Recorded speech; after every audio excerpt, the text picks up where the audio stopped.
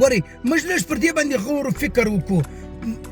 دا ډیر ضروري نکته ده. ډیر خلک چې کوم دي هغه د کشنیانو په حواله سره د دوی د کورو ماشومان هغه که په کلي کې هغه که په علاقو کې هغه که په ښار کې ډیر خلک په دا حواله سره ډیر زنانې خوندې په دا حواله سره ډیر بېدرکه بېغوري کوي، بېفکري کوي، بېاحساسي کوي. ولې داسې کوي؟ ولې د خپل ځان سره ظلم کوي؟ ولې د خپل وطن د علاقې او د کور د ګرد قربان سره ظلم کوي؟ که چیرې د ماشوم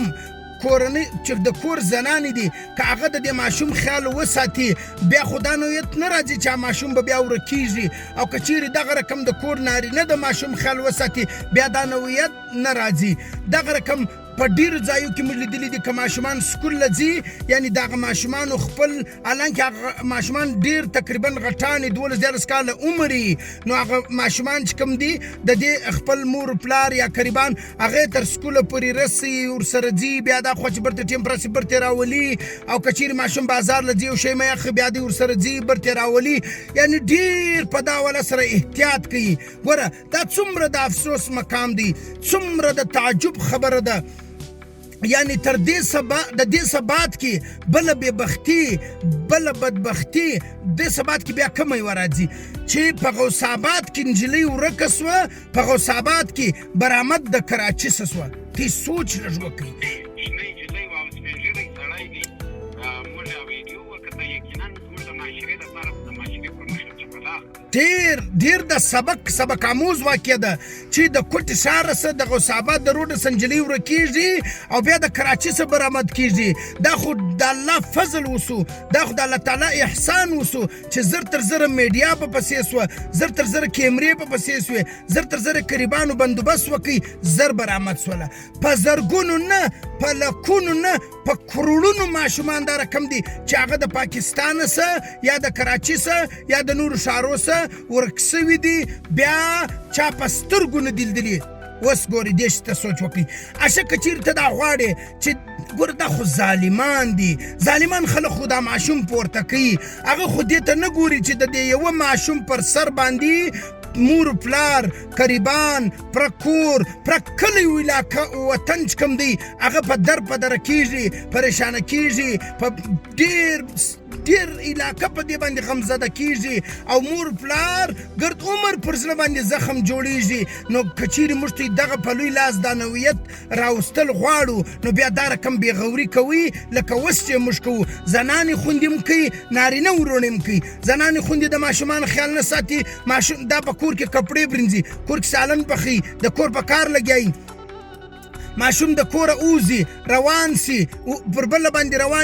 رواني په ګلۍ کې په کوڅو کې په ښار کې یو څوک په مخه ورسي ماشوم په څه پوهېږي. ته په خپل ذهنونه هم د ماشومه څه غواړي. اوس ګوره ماشوم دی غوله پر تېره که ورته وایي چې د دغه دوکان څه یو شی راخم یا ورته وایي چې دا 100 روپۍ واخله مال هغه پلانی شی راوړه،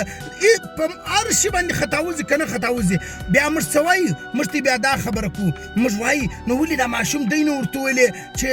زه ځم کور ته یا زه ولې دا ماشوم جواب ولې نه ورکوي؟ نو ولې دا ماشوم داسې نه په داسې کې کشکې چې داسې کړی وای، کشکې چې داسې کړی وای. زمن بعد کې خو بیا موږ ارمان کو، افسوس کو، زاړو دا غزړه څه د مخه ولې احتیاط نه کوي؟ ولې د خپلو ماشومانو بندوبست نه کوي؟ ولې د خپلو ماشومانو غم نه خوري؟ ولې د خپلو ماشومانو حفاظت نه کوي؟ زنانې خوندې ولې د خپلو ماشومانو حفاظت نه کوي؟ په ښارو کې په ګلیانو کې ماشومان ورکېږي، په کلو په علاقو کې اکثریت داسې ځایونه شته چې هلته منجارۍ نه وي، د منجاري په شکل هغه سایکلو ترتیب و سیسټم یې را روان کړی، رخشې ګرځي، موټرسایکلان ګرځي، دا ماشومان اوزي، هغه د هغه سپورته کې دغه تورانې ګرځي، دا یې وړي اکثره په زرګونو نه په کرونونو ماشومان چې کوم دي هغه بې وطنه سوي دي، بې علاقې سوي دي. ګوره ظالم خو د 5 روپۍ په خاطر باندې ستا د ماشوم بندوبست نه کوي، ستا د ماشوم سوچ و فکر نه کوي، هغه خو صرف د خپلو 5 روپۍ ته ګوري و دا ته نه ګوري چې په دا باندې د مور پلار یې ګرد عمر زړه زخمي کېږي و دا ته هغه نه ګوري. نو زه وایم چې موږ ته ولې د داسې مسلو مسایلو سره مخامخ یو او څو تر څو به مخامخ یو. ګوره ډېر احتیاط کوئ. کچیرې ستا د خپل کور ماشوم خو څه کوي ستا د همسایه د کور د ماشومانو به خیال ساتې ستا د کور ماشوم خو څه کوي ستا د کلیو د علاقیو د ماشوم خیال به ساتې ګوره اکثریت چې کوم دی په دا پوه سوې پر دا ځای باندې خپل غیرت چې دی هغه د غیرت لستونې به راټولې د همت لستونې به راټولې په دا پوه سوې چې دا کس څوک دی او دا ماشوم څوک دی دا څوک دی دا څنګه را روان دي چې لږ دې شک ورباندې راغلی په دا ټیم کې بیا دا سوچ مه کوه چې دی زما نو په دا کې څه مسلماني نسته اسلام نه دی د مسلمانانو وطن نه دی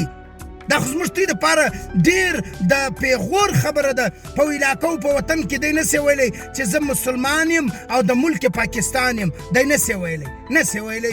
څه رقم وایه زه تیسې وپوښتنه کوم ته دا نسي ویلی چې زه مسلمان یم او غیرتي مسلمان یم څنګه مسلمان یم ستا خور عافیه چیرې ده ستا خور قیدي ده کلونه یې وسلو ته خدای نسي ویلی ولې که ته وایې تا ته ډایرکټ غیر ملک تا ته پیغور درکوي چې ستا خور چیرې ده ستا لور چیرې ده ستا لور عافیه ستا خور عافیه چیرې ده ته څه ورته وایې ته خو دا نسي ویلی چې زه مسلمان یم زه غیرتي مسلمان یم دا خو نسي ویلی ها الله ډېر کریم ذات دی کیدی سي الله تعالی په فضل و کرم سره تر خپل وطن او علاقې پورې راورسېږي په سو کې ستی دعاګانو ستی قرآن ختمو ستی نفلو نن په سو کې 100% نتیجه را ایستلې ده لږ ذره فیصلې روانې دي الله ډېر کریم ذات دی تر خپل وطن او علاقې پورې به راورسېږي نور هم دعاګانو ته زیاته توجه ورکړي دعاګانې ورله شروع کړي نفلونه ورله شروع کړي الله تعالی به تر خپله کوره پورې راورسوي زما نه یېرېږي زما ګرانې ملکۍ د دې دپاره خصوصي روزې نیولې نفلونه یې کول عبادتونه یې کول ول چې الله تعالی تر خپله کوره پورې راورسوي یوه عافیه نه ده په زرګونو نه په کروړونو زنانې په ماشومانې د کوره تللي بې وطنه نن هغه غټې زنانې دي نجونې دي هغه په ځایو کې په بل ځای کې خدمتونه کوي مزدوري ظلمونه حد څه زیات مسلې مسایل دي دا د چا قصور دی دا زما او ستا قصور دی دا زموږ ته بې غوري ده دا زموږ ته بې فکري ده زه ته دا خبره کوم ډېر احتیاط کوئ په کلو کې په علاقو کې دا تورانې ګرځي منجاریان ګرځي سم منجاریان جلا دي دا د منجاري په شکل راوتلی دا اکثره دا ماشومان پورته کوي دا د هغه دپاره راوتلي او ماشوم چې کوم دی هغه خو په دوو خبرو خطا وځي موږ ته بیا د خپل دماغ پر ماشوم باندې استعمالوو موږ وایي ولې ماشوم دی نه ورته ویل کشکې چې دی ورته ویل کشکې چې دی ورته ویل ولې اول احتیاط چې دی هغه ته نه کوي احتیاط ډېر ضروري دی او دغه رقم په ښار کې احتیاط ډېر ضروري دی بې انتها ډېر ضروري دی په ښار کې اکثریت زنانې خوندې چې کوم دي هغه په کور کارو باندې لګیا ماشوم اوزي ولاړ سي روان سي هغه وتلی پر بل خوا باندې رواني ګلۍ جوړه کوي لار جنبره کوي ډېر احتیاط کوي زه ته دا خبره کوم بعد د احتیاطه څه د باد کې که ته اوس احتیاط نه کوي بعد کې بیا که ته هر څومره وزاړې افسوس وکوي بیا ستی لاس له نه راځي بیا به بعد کې ارمان کوي مګر پر زړه به مې داغي او بله خبره دا درته کومه ګوره ته دې ته لږ سوچ وکړي لږ فکر وکړي چې ستا د کوټې ښار د غوثاباته سنجلي ورکېږي په 2 ورځې کې دننه دا د کراچي څخه به راباندې کېږي ته لږ سوچ خالي وکړه دا شته